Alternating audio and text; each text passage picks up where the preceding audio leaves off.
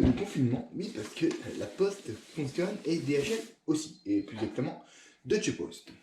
Donc j'ai chopé ce modèle qui est très plutôt peu courant. Donc l'objectif c'était quoi? C'était d'accompagner Pierre avec son désert buggy. Donc il me fallait quelque chose qui ait quand même plutôt une bonne gueule.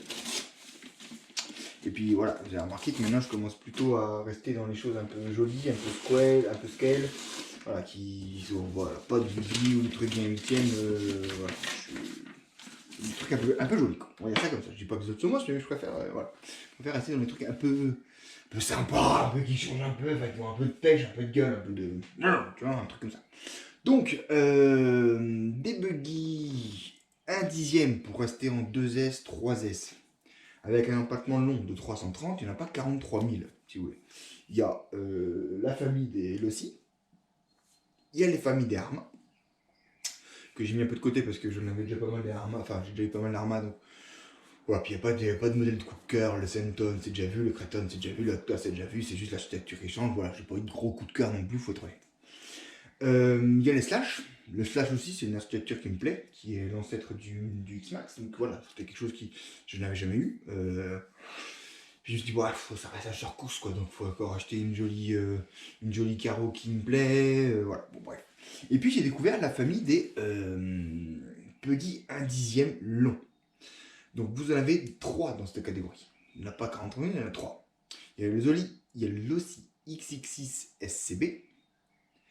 Il y a le Timasso 10SC B aussi. Et puis vous avez celui-ci qui est en fait un Proline LV2 version buggy. Donc ça c'est des TT buggy 2 roues motrices. Voilà, vous avez une idée de quoi ça cause. Donc les deux autres ne se font plus. Celui-là non plus d'ailleurs, enfin il y a encore les pièces bien sûr, mais c'est des pièces communes avec le Slash 4x4, donc si vous voulez, on a le temps de venir voir le Slash de 4x4, donc là-dessus c'est pour ça aussi que j'ai trouvé, parce que le ZX6 SCB qui est franchement le plus beau, honnêtement il est magnifique, effectivement je vous invite à aller le voir, il est vraiment, enfin moi j'ai eu un petit coup de cœur, mais après c'est compliqué à trouver et puis ça reste cher. Là on est sur eBay, j'ai gagné une enchère à 150 € avec, j'espère, pas mal de choses. Donc, on a là-dedans, on a donc notre boîte d'origine pour ce qu'elle a. Donc là-dessus, il y a quand même déjà un châssis alu, des suspensions et des amortos métalliques, des jolis petits pneus, un support de pneus de moteur aluminium. Bon, on est en 48 dp, hein, bien sûr, ça c'est par contre ça peut. Voilà. Donc, tac, comment qu'il s'ouvre lui? Unboxing, monsieur Jam Jam, unboxing. Donc là, l'avantage, c'est que on a, excusez-moi, on a tout. Donc là, j'ai acheté ça sur eBay Allemagne. T'as la notice, différentes fiches de réglage, l'explosé, et la motorisation qui est quand même pas trop mal. Donc c'est un Mamba Max Pro SST. Donc en 2400 km. Donc en 3S, on est vraiment très bien. J'ai jamais eu de Mamba à part sur ma grande, tu vois, le mec il a tout quoi. Il y a le ventilo, t'as des PK, t'as encore tout ça. Voilà. Donc ça c'est, franchement c'est, en Allemagne tu trouves quand même des vendeurs qui sont au top. Je dis pas qu'en France c'est pas top, disons qu'en France t'as des fois plus de surprises. Et Google Translate ça marche bien, ceux qui sont freinés par la langue et pas peur. Moi je fais beaucoup par Google Translate, je vérifie parce que j'ai un peu des notions. Oh c'est sympathique ça dis donc. Donc tu as déjà une palanquée de tout ce qui était en fait pour remettre cette petite bête en version short course. Donc il y a la version inverse qui permet de faire la version buggy. Voilà, ça c'est la version du kit de conversion short course.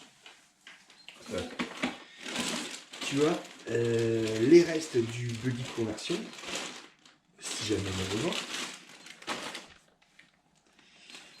La voiture. Voilà. Donc ça reste. On va les mettre à comparer pour vraiment pour piloter en même temps les deux. Je trouve qu'ils ont une belle gueule quoi. Voilà, franchement. Donc quelques pièces cardan arrière, fusée, CVD, une roue de transmission, fusée, roulement, pad de slipper, les différentes sous-bassements de caisse pour régler la chasse. Et le mec c'est un furieux, sans déconner. Donc le monsieur il s'est imprimé, bon alors déjà si tu veux quoi, il y a la version standard, ok, donc tu as ça avec ton truc. Tu as le mec qui fait des petites impressions, tu vois, avec différents trucs pour avoir un peu plus rapide. Et il s'est cartonné le truc quoi. Il s'est cartonné les différentes pièces. Putain, ça fait peur, non mais. Et il a l'article, c'est un truc de malade. Franchement, je vous dis qu'il y a des vendeurs en Allemagne qui sont assez impressionnants. Donc, les articles, les réglages, c'est fou. Les exposés, tout ce qui est les avis de review, en anglais en plus. Donc, sur Driven, tu as l'essai voilà, qui permet d'avoir tous les réglages. Bon, la petite cardioversée. Oh. Alors, déjà, Manu nous dira que c'est bien produit en l'air. Donc, la règle pour un 2-2, c'est que globalement chargé, alors on va lui mettre le micro, donc là, fixation Proline, regarde juste.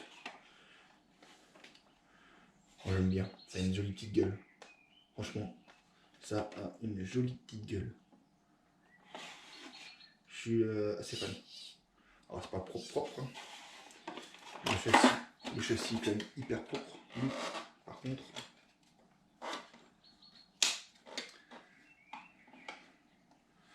t'as pas grand chose qui peut rentrer, ça aussi c'est pas mal, ça évite de salir tout le temps. Donc, hop, on enlève le carreau, donc par les fixations Proline, ça c'est bien. La carreau avec le pilote, le scale, le filet, tout ça vient avec deux petits pins. Bon, ça pèse un âne mort, hein, mais bon, voilà. Et donc la motorisation. Donc ici on est en je sais pas quoi zizi. Voilà. Donc un petit Nitec HS 325 HB. La barre anti-roulis à l'avant. Voilà. Après ça a du plastique, c'est bien parce que c'est bien tendre, le plastique a de bonne qualité. Calalu à l'avant et à l'arrière. Cal carbone à l'arrière. Et plastique à l'avant. Qu'est-ce que je peux vous dire de plus? Donc on a bien le Power HD, le système Mamba, donc je vais devoir ici reploguer. Par contre je sais pas trop ce que c'est ça. Je pense que oui c'est une prise Traxxas, donc le monsieur devait rouler en prise en lipotraxxas et ça devait être l'ID, le truc ID quoi, pour l'équilibrage. Donc ça, on s'en bat les chouquettes. Par contre, ça tu vois, ils n'ont pas pris une nouvelle une bonne résolution, hein, c'est toujours pas de caisse à lipo quoi, pas de caisse à récepteur. Donc moi ce qui m'intéresse aussi, c'est que tu peux bouger. Donc là tu vois, tu peux bouger ton vac à batterie. Donc là je sais que je suis un peu court. Elles sont super bien ces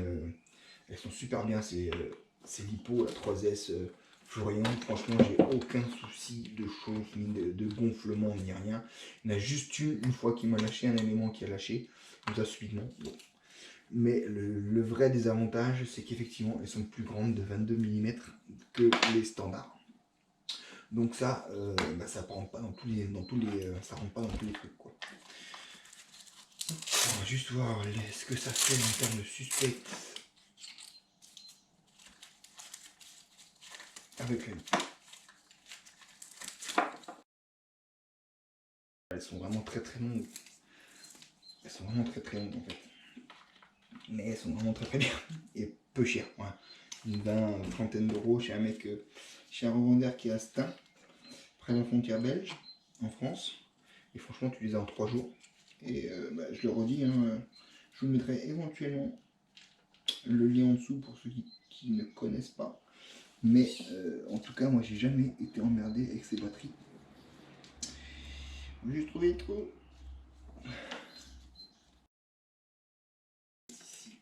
Donc oui, je vous mettrai aussi le lien, ça s'appelle eBay Kleinzeitung. Comme dit, de DHL en France, ça arrive pour 15 euros. Donc pas beaucoup, forcément beaucoup plus cher qu'en France. Par contre, voilà, il y a la barrière à la langue, ça peut gêner certains. Ah, quoique, tu vois, une fois qu'on a mis...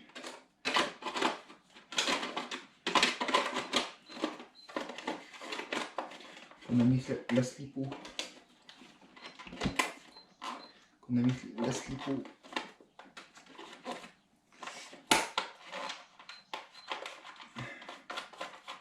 Et la carreau. Finalement, elles sont peut-être pas si mal si je fais.